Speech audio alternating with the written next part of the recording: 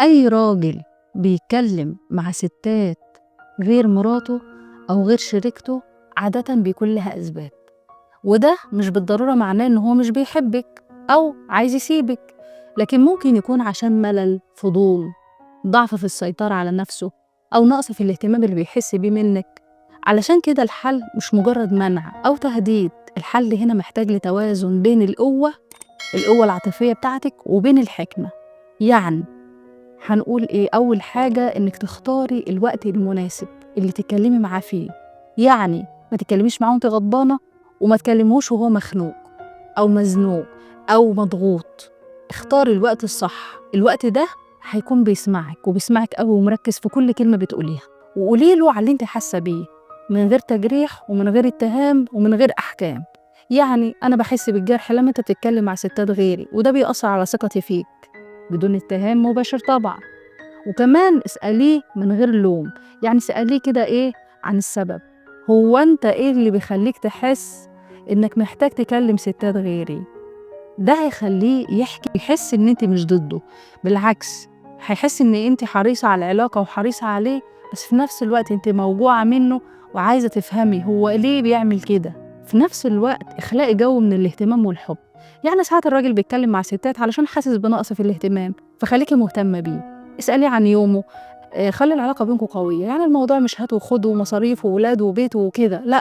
اسألي عملت ايه النهارده، اخبارك ايه، يومك كان عامل ازاي، شغلك، ادخلي معاه في شغله، ادخلي معاه مع اصحابه، ما نزلتش ليه مع اصحابك، هو انت ما بتكلمهمش ليه كده. خش معاه في تفاصيله، هتلاقيه عمال بيتكلم معاكي بأريحية، وفي نفس الوقت هيحس كده ان انت مش مسيطرة عليه ومدياله نوع من الاهتمام والحب وبتسألي عن كل تفصيلة.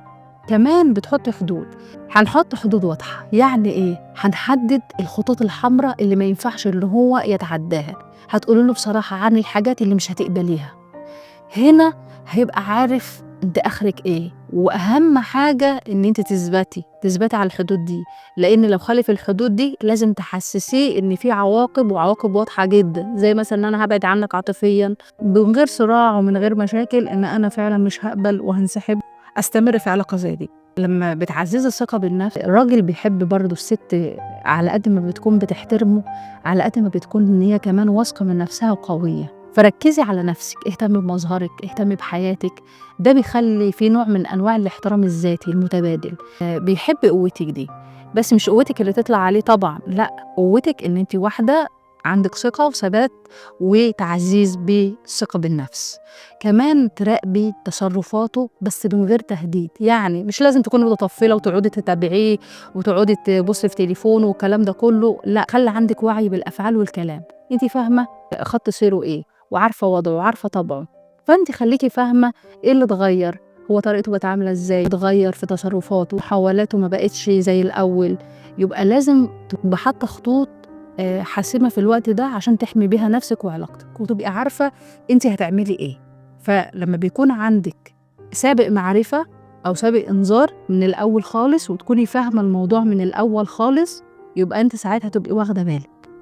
ايه رأيك نعمل خطة عشان تقللي ميوله ان هو يتكلم مع ستات تانية، والعلاقة بينكم تقوى، وفي نفس الوقت تحس بالراحة، بس خطوة خطوة. يعني مثلا الصبح مع بداية اليوم رسالة حب كده قصيرة، أو مسج لطيفة، حاجة كده زي صباح الفل، صباح الخير يا حبيبي، أتمنى يومك يكون جميل.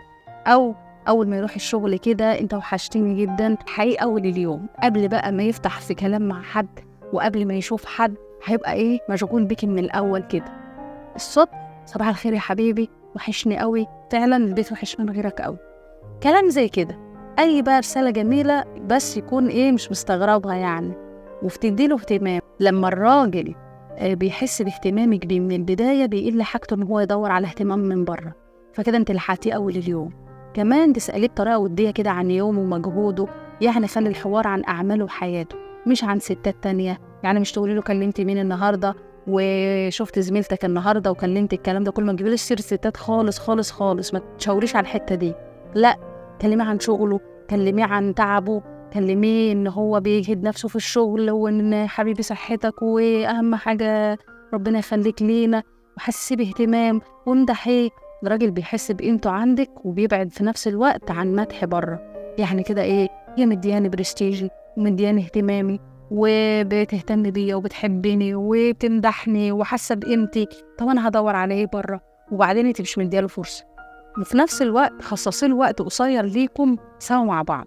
يعني ايه؟ يعني ممكن مشوار مع بعض بره، تبقوا انتوا الاثنين لوحديكم، او هنعمل كوبايتين شاي كده ونقعد في البلكونه بعد الولاد ما يناموا، او الولاد بيذاكروا، او هم مشغولين في المدرسه او في الدروس، او هنتكلم احنا الاثنين واحنا بنشرب قهوه كده وقدام التلفزيون، او ان احنا نشغل فيلم بالليل ونتفرج كلنا عليه، او نجيب لعبه ونلعبها مع بعض. هو بيحب البلاي ستيشن، طب هنلعب مع بعض جيم. هو بيحب الشطرنج، طب هنلعب مع بعض جيم.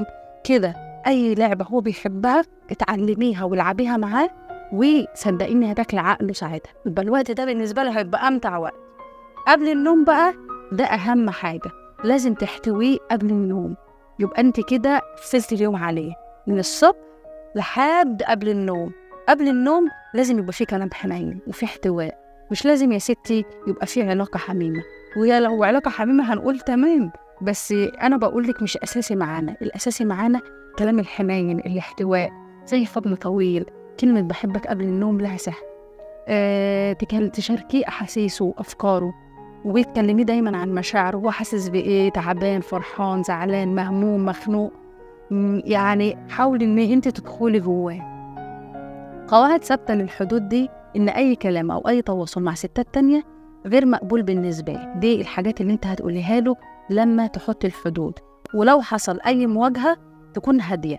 يعني ايه؟ يعني انا شايفه ان ده كده بيجرحني، مش عايزاك تضيع اللي ما بيننا، بدون صريخ وبدون لوم وبدون احكام. والثبات هنا مهم جدا عشان الراجل يحترم الموقف بتاعي. دي بدايل لخطه عمليه ليومك علشان خاطر تقللي ميوله ان هو يتكلم مع ستات. قلت لك الصبح وقلت لك طول اليوم كنا مهتميه بايه، وقلت لك وقت بالليل وتخصصوا وقت تكونوا مع بعض قاعدين مع بعض. كمان هقول لك على فكره ذكيه جدا، مش معناها طبعا مسيطره او كده، لكن هي ولا شد ولا جذب ولا صوت عالي ولا الكلام ده كله. انت بتكوني هاديه والامور بتكون محسوبه بتوقيت صح. لو عملنا جدول اسبوعي هتقولي لي بقى الموضوع كبير، هقول لك ايوه فعلا كبير، دي حياتك، لازم تبقي قدها. ان انا لازم اكون متزنه وهاديه، وراقب ردود افعاله من بعيد لبعيد، من غير احكام ومن غير اتهامات ومن غير ما اساله على ستات ومن غير ما اقول له وادخل معاه في مواجهات. وفي نفس الوقت انا حاطه حدودي. كمان التوقيت، قلنا نسال نتكلم معاه في التوقيت المناسب. وكمان تسمعي اكتر ما بتتكلمي، اسمعيه وحاولي تفتحي له مجال ان هو يتكلم، لان كل ما يتكلم هيطلع حاجات انت اصلا ما تتخيلهاش. والمدح طبعا اهم حاجه، انك تمدحيه وتقدريه وتبسطيه وتحسسيه برضو ان انت شايله على دماغك. كمان لما تيجي تسالي سؤال اساليه بحكمه، واي حاجه انت عايزاها اعمليها معاه بطريقه الاقتراحات مش بطريقه الاوامر. هو بيحب بقى ايه ساعتها؟ ان انت بتديله اختيارات، يعني بتشوري عليه هنعمل كذا ولا هنعمل كذا. انت ممكن الاتنين يجوا معاكي سكه عادي زي ما بتعملي مع اولادك، وبتخيرهم بين حاجتين انت عايزاهم. لو اختار ده ماشي اختار ده ماشي، يبقى انت اديتيله ايه اوبشن، وفي نفس الوقت عملت اللي انت عايزاه. فهمتي؟ يبقى انت ريحتيه بس بطريقتك، بدل ما تخشي في جدال وصراعات ودوشه.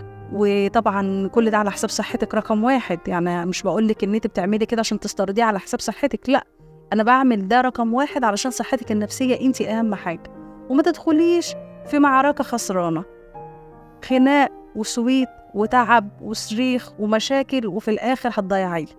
يبقى احنا خلينا ماشيين بطريقه ذكيه ومن غير ما نضايق نفسنا ومن غير ما ندي فرصه لحد ان هو يدخل في حياتي.